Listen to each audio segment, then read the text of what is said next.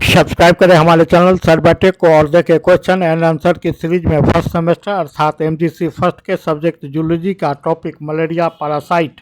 और आज के वीडियो में पुनः हम प्रस्तुत करने जा रहे हैं मलेरियल पैरासाइट या प्लाज्मोडियम के जीवन चक्र के बारे में। तो फ्रेंड्स, इसमें जो पूछे जाने वाले क्वेश्चंस हैं 10 मार्क्स के लिए वह इस प्रकार रहेंगे। Explain the structure and the life cycle of malaria parasite और Plasmodium with the help of neat and label diagram, अर्थात स्वच्छ और नामांकित चित्र की सहायता से मलेरिया पैरासाइट या प्लाज्मोडियम के जीवन चक्र का वर्णन करें। या फिर क्वेश्चन को इस प्रकार पूछा जा सकता है, explain the structure and life cycle of malaria parasite और प्लाज्मोडियम इन ह्यूमन, अर्थात मनुष्य में मलेरिया पैरासाइट या प्लाज्मोडियम के जीवन चक्र और रचना का वर्णन करें। और प्रश्न को इस प्रकार पूछा जा सकता है कि मादा एनोफिलीज में मलेरिया पैरासाइट या प्लाज्मोडियम के जीवन चक्र का वर्णन करें। क्वेश्चंस को इस प्रकार भी पूछा जा सकता है कि मलेरिया उत्पन्न करने वाले परजीवी की संरचना और जीवन चक्र का वर्णन करें स्वच्छ और नामांकित चित्र के साथ। किसी भी प्रकार से प्रश्न को पूछा जा सकता है, लेकिन हम यहाँ मूल रूप से डिस्कस करने जा रहे हैं मलेरिया पैरासाइट के जीवन चक्र के बारे में, और दोनों में, पहली बार मनुष्य में और दूसरी बार मादा एनोफिलीज मच्छर में। फ्रेंड्स, तो इंट्रोडक्शन के साथ आज के क्वेश्चंस की हम शुरुआत कर रहे हैं। Out of several species 4 species of plasmodium are known to infect man causing different kind of malaria. These are P. malariae, P. vivax, P. falciparum and P. ovale, where P extend for plasmodium. तो Plasmodium की कई प्रजातियों में से 4 प्रजातियां मनुष्यों को संक्रमित करके विभिन्न प्रकार के मलेरिया का कारण बनती हैं। ये हैं P malariae, P vivax, P falciparum और पी ओवेल। और इसी प्रकार हिंदी एक्सप्लेनेशन के साथ हम आगे की ओर बढ़ते हैं। Friends, life cycle of Plasmodium vivax के जीवन चक्र का हम यहाँ जिक्र करने जा रहे हैं। तो प्लाज्मोडियम वाइवेक्स का जीवन चक्र द्विजन्मिक होता है, अर्थात यह 2 पुष्पों में अपने जीवन को पूरा करता है। Life cycle of Plasmodium vivax is digenetic, being is digenetic parasite. Plasmodium have 2 host, और दोनों होस्ट इस प्रकार हैं फ्रेंड्स। पहला है सेकेंडरी होस्ट और इंटरमीडिएट होस्ट। द्वितीयक परपोषी या मध्यवर्ती परपोषी एक कशेरुकी परपोषी जिसमें प्रजनन अलैंगिक होता है, उदाहरण मानव। और दूसरा है प्राइमरी होस्ट और डेफिनेटिव होस्ट। प्राथमिक या निश्चित परपोषी रक्त चूसने वाला कीट जिसमें लैंगिक प्रजनन होता है, उदाहरण मादा एनोफिलीज मॉस्क्वाइटो मच्छर। Life cycle the life cycle of Plasmodium vivax is divided into. Plasmodium के जीवन चक्र को 2 भागों में बांटा गया है, और एसेक्सुअल लाइफ साइकिल और साइजोगोनी इन मैन, और दूसरा भाग है सेक्सुअल लाइफ साइकिल और स्पोरोगोनी इन फीमेल। तो फ्रेंड्स, यहाँ हम देखते हैं मनुष्य में अलैंगिक चक्र या साइजोगोनी, एसेक्सुअल लाइफ साइकिल और साइजोगोनी इन मैन। तो इसकी शुरुआत में हम देख रहे हैं schizogony is the process of asexual reproduction in which Plasmodium undergoes asexual multiplication in liver cells and RBCs man. It occurs in the human liver cells, liver schizogony and in RBC erythrocytic schizogony. Schizogony अलैंगिक प्रजनन की वह प्रक्रिया है जिसमें Plasmodium मनुष्य की यकृत कोशिकाओं और लाल रक्त कोशिकाओं में अलैंगिक गुणन से गुजरता है। यह मानव यकृत कोशिकाओं में यकृत साइजोगोनी और लाल रक्त कोशिकाओं में एरिथ्रोसाइटिक साइजोगोनी में होता है। यहाँ बताया गया है कि साइजोगोनी एसेक्सुअल रिप्रोडक्शन की एक विधि है, और इसके द्वारा आरबीसी और लीवर में साइजोगोनी की क्रिया होती है। आरबीसी में होने वाले साइजोगोनी की क्रिया को लीवर साइजोगोनी कहा जाता है। जबकि आरबीसी में होने वाले साइजोगोनी को एरिथ्रोसाइटिक साइजोगोनी कहा जाता है। When an infected female Anopheles mosquito bites a healthy person, it injects thousands of the sporozoites along with the saliva into the blood stream। और यहाँ बताया गया है, जब एक संक्रमित मादा एनोफिलिस मच्छर जब किसी स्वस्थ व्यक्ति को काटता है तो वह लार के साथ हजारों स्पोरोजोइट्स को रक्त प्रवाह में पहुंचा देता है।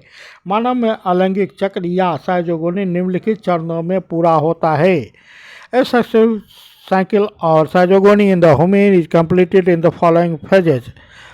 First, pre erythrocytic schizogony, exo erythrocytic cycle, erythrocytic cycle, post erythrocytic cycle and formation of gametocytes. पहला हम देख रहे हैं pre erythrocytic cycle. Pre erythrocytic cycle को यकृत अवस्था के नाम से भी जाना जाता है। स्पोरोजोइट यकृत कोशिकाओं तक पहुंचते हैं और गोलाकार हो जाते हैं, जिन्हें साइजोन्स कहते हैं। साइजोन्स का केंद्रक अलैंगिक रूप से बहुविभाजन करता है, मल्टीपल फिशन करता है और हजारों में मेरोजोइट्स बनाता है। ये यकृत कोशिका की दीवार पर दबाव डालते हैं और फटी हुई यकृत कोशिका के माध्यम से क्रिप्टोजोइट्स या क्रिप्टोमेरोजोइट्स के रूप में मुक्त हो जाते हैं। यकृत कोशिका में एकल सिंगल स्पोरोजोइट से अनेक क्रिप्टोजोइट्स के निर्माण की प्रक्रिया को प्री एरिथ्रोसाइटिक साइजोगोनी कहा जाता है। The merozoites give pressure to the wall of the liver cells and liberate it out in the form of the cryptozoites or cryptomerozoites through ruptured liver cells। इस प्रकार लिवर सेल को damage कर ये cryptozoites या cryptomerozoites out of liver cell हो जाते हैं और इस क्रिया को the process of formation of many cryptozoites from single sporozoites in the liver cell is called pre erythrocytic schizogony. चूँकि यह एरिथ्रोसाइटिक साइजोगोनी कहलाता है, अर्थात इसका रक्त के आरबीसी से कोई संबंध नहीं है, यह लीवर में चलने वाली क्रिया है, चक्र है। नेक्स्ट है हमारा exo erythrocytic cycle, liver stage इसे भी कहा जाता है। The cryptozoites are ready to infect the fresh liver cells where they grow and become schizont. और इसके बारे में हिंदी एक्सप्लेनेशन है, क्रिप्टोजोइट्स ताज़ा यकृत कोशिकाओं को संक्रमित करने के लिए तैयार होते हैं, जहां वे बढ़ते हैं और साइजोन्ट्स बन जाते हैं। यही प्रक्रिया कई बार दोहराई जाती है। यकृत कोशिका में क्रिप्टोजोइट्स से कई मेटा क्रिप्टोजोइट्स के निर्माण की प्रक्रिया को एक्सो एरिथ्रोसाइजोगोनी कहा जाता है। The process of the formation of the many meta cryptozoites from the cryptozoites in the liver cell is called exo erythrocytic schizogony. और यह साइजोगोनी का दूसरा प्रकार है जिसमें मेटा क्रिप्टोजोइट्स से लीवर में बहुत सारे क्रिप्टोजोइट्स बनते हैं और इस क्रिया को एक्सो एरिथ्रोसाइटिक साइजोगोनी कहा जाता है। अब यहाँ हम देखते हैं कुछ मेटा क्रिप्टोजोइट्स आकार में बड़े होते हैं। Some meta cryptozoites are larger in size called micro meta cryptomerozoites and some meta cryptozoites are smaller in size called macro meta cryptozoites. एक मैक्रो बड़ा वाला और एक माइक्रो छोटा वाला। यहाँ हम देखते हैं friend, the macro metacryptozoites infect the fresh liver cells. Macro metacryptozoites exo erythrocytic चरण को जारी करने के लिए ताज़ा यकृत कोशिकाओं को संक्रमित करते हैं, जबकि माइक्रो मेटाक्रिप्टोजोइट्स एरिथ्रोसाइटिक चरण शुरू होने के लिए लाल रक्त कोशिकाओं में प्रवेश करते हैं। while the macro metacryptozoites enter the red blood cells to start the erythrocytic phase। और थर्ड है हमारा एरिथ्रोसाइटिक साइकिल। इसके बारे में जैसा कि बताया गया है, the micro metacryptozoites invade the erythrocytes RBC passes through the following stages and forms merozoites. यह बिल्कुल ही क्रिटिकल अवस्था होती है जो कई प्रावस्थाओं से गुजरती है, और यह एरिथ्रोसाइटिक साइकिल है अर्थात ब्लड स्टेज है। और जो माइक्रो मेटाक्रिप्टोजॉइट्स है, जैसा कि मैंने पूर्व में बताया, यह आरबीसी पर अटैक करता है, जबकि मैक्रो वाला वह लीवर सेल्स को पुनः डैमेज करता है और अपने लाइफ साइकिल को रिपीट करता है, जबकि बने हुए छोटे मैक्रो मेटाक्रिप्टोजॉइट्स यहाँ अटैक कर रहा है किसको, तो आरबीसी को, और विभिन्न स्टेज से गुजरते हुए पुनः यह मेरोजॉइट्स का निर्माण करेगा। इसी को हम देखते हैं, और इसके कई चरण हैं। When metacryptozoites invade the erythrocyte it became rounded with a large nucleus and grow in size by ingesting hemoglobin of corpuscles. This stage of parasite is called trophozoite stage. और यह ट्रोफोजॉइट चरण का निर्माण करता है कब, जब मेटाक्रिप्टोजॉइट एरिथ्रोसाइट्स पर आक्रमण करते हैं तो यह बड़े नाभिक के साथ गोल हो जाता है और हेमोग्लोबिन के कणों को निगलने से आकार में बढ़ जाता है। इस चरण को ट्रोफोजॉइट कहते हैं। यह फीडिंग अवस्था होती है। और नेक्स्ट अब हम देखते हैं फ्रेंड्स, ट्रोफोजॉइट के बाद inside the trophozoite a large non contractile vacuole appears. Trophozoite के अंदर एक बड़ी गैर संकुचनशील रिक्तिका दिखाई देती है जो नाभिक को परिधि की ओर धकेल देती है और एक ब्ले जैसी संरचना बनाती है, इसे अब सिग्नेट रिंग अवस्था के रूप में जाना जाता है, which pushes the nucleus toward the periphery and forms a ring-like structure known as signet ring stage. अब हम देखते हैं कि trophozoite enlarges and vacuole start disappearing. अब ट्रोफोजॉइट का आकार बढ़ जाता है और रिक्तिकाएं लुप्त होने लगती है और कोशिका द्रव में स्यूडोपोडियल प्रक्रियाएं विकसित होकर अमीबीय अवस्था में परिवर्तित हो जाती है। इस अवस्था को अमीबीय अवस्था कहते हैं। आगे हम बढ़ते हैं, नेक्स्ट को देखते हैं। The amoeboid fits completely and component of the corpuscles in the form of haemoglobin. अमीबीय कोशिका हेमोग्लोबिन के रूप में कणिकाओं के घटक को पूरी तरह से पोषित करती है।